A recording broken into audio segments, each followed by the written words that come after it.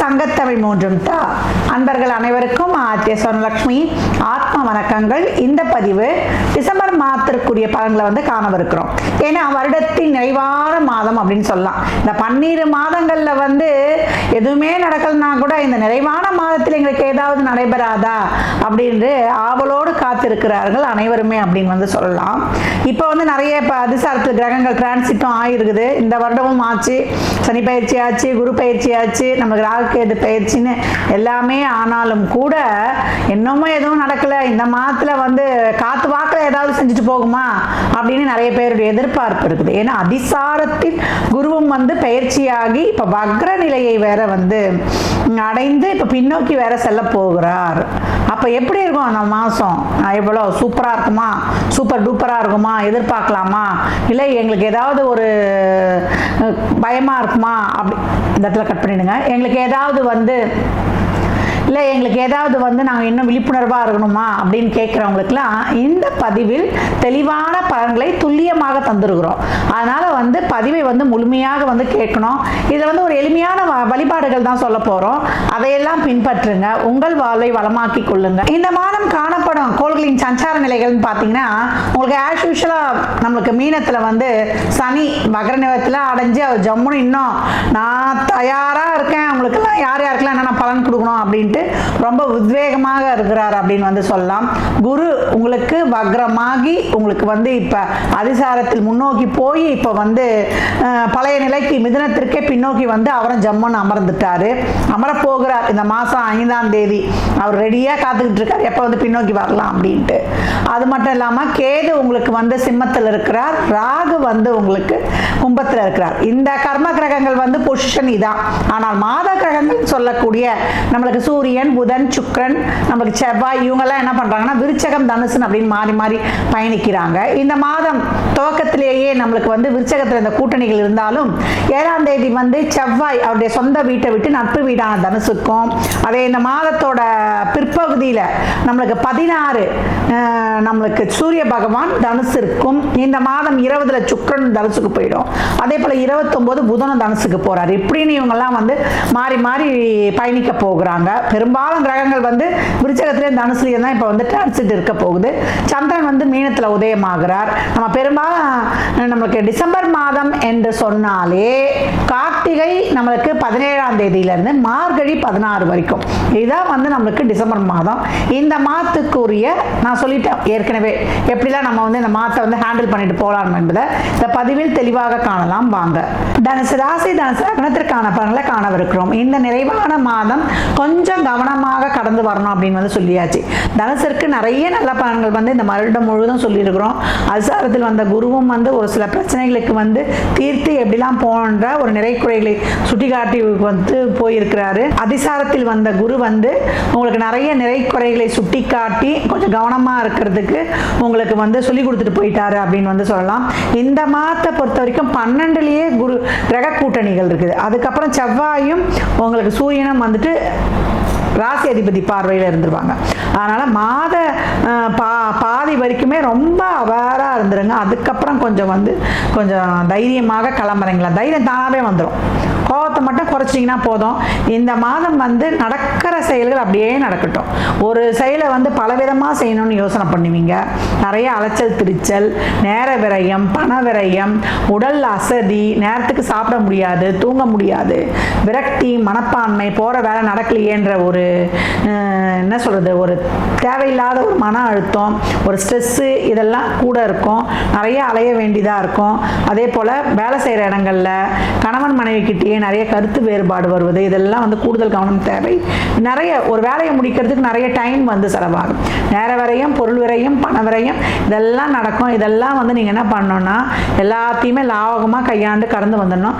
தான தர்மங்களை இந்த மாதம் ஆரம்பித்த உடனே எடுத்து தானத்துக்கு வச்சிருங்க. திருக்கார்த்திகை நேரமாகவே இருக்குது. கோயில்களுக்கு எண்ணெய் வாங்கி கொடுப்பது, எப்பெல்லாம் தனுசு கோயிலில் தீபம் ஏற்றுவதற்கு முடிந்த உதவிகளை எல்லாம் தாராளமாக செய்தோ அப்போதெல்லாம் மிகப்பெரிய வாழ்க்கையில் ஏற்றங்களையும் மாற்றங்களையும் காணும்.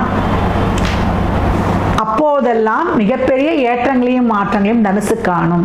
எப்படி அந்த கோயில் வளாகம் இருக்கு இல்லையா, ஆலய வளாகம் எப்படி ஒளியால் வந்து ஜொலிக்குதோ அந்த மாதிரி அவங்க வாழ்க்கையில் ஏற்றங்களை காணலாம். நல்லா விரதம் இருந்து அந்த நாளில் சிறுகார்த்திகையில் சிவபெருமானையும் முருகப்பெருமானையும் வணங்கும் பொழுது உங்களுக்கு நல்ல பூர்வ புண்ணியம் சிறப்பாக செயல்படும். அதே போல் உங்கள் பாக்கியஸ்தானமும் செயல்பட்டு, ஏன்னா 5க்குரிய செவ்வாயும் 9க்கு உரிய சூரியனும் உங்கள் ராசி அதிபதியும் இந்த திரிகோணாதிபதிகளின் சங்கமம் உங்களுக்கு மாத பிற்பகுதியில் மிக அருமையாக செயல்பட்டு நல்ல தொழிலில் ஒரு ப்ரமோஷன், ஊதிய உயர்வு, உத்தியோக உயர்வு, எதிர்பார்க்காத ஒரு மாற்றங்கள், அது நல்ல மாற்றங்களாய் மனதிற்கு நிறைவான செயல்பாடுகளை தரும்.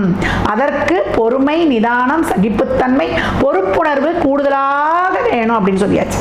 நாளில் இருக்கக்கூடிய அர்த்தாஷ்டம சனி நம்மளை அசைத்து பார்க்க ரெடியா இருக்குது.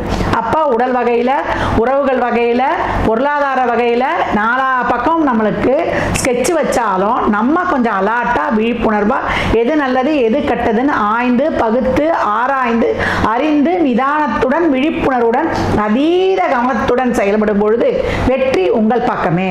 எனக்கு எல்லாம் முடிவெல்லாம் எடுக்க தெரியலமா அப்படின்ட்டீங்கன்னா உங்களுக்கு அறிந்த ஒரு நல்ல தெரிந்த ஒரு வில்வேஷரிடம் ஆலோசனை கேட்டுக்கொள்வது ரொம்ப சிறப்பு. பொறுமை வேணும். ஒரே நேரத்தில் எல்லாத்தையும் செய்து முடிக்கிறன்ற ஒரு வேகம் வேண்டாம். நிதானம் பிரதானம். அதுதான் இந்த மாதம் வந்து தனுசுக்கு சொல்லப்பட போகுது. அப்ப இந்த மாதம் வந்து சிவ வழிபாடும் முருக வழிபாடும் செய்து சிவபெருமானமும் கந்தசஷ்டியும் வேல்மாறலையும் படித்து உங்களுடைய வாழ்வை வளமாக்கிக் கொள்ளுங்கள். நம்ம அந்த விசேஷ நாட்கள்லாம் விரதம் இருப்பது, கார்த்திகை மாதம் வந்து ஒரு சிலர் சபரிமலைக்கெல்லாம் மாலை போடுவாங்க. அதெல்லாம் உங்களுக்கு வந்து இந்த சனி அர்த்தாஷ்டம சனியைக்கு வந்து அதெல்லாம் ஒரு பரிகாரமாக உங்களுக்கு செயல்படும். மார்கழி மாதத்தில் கேட்கவே வேண்டாம்.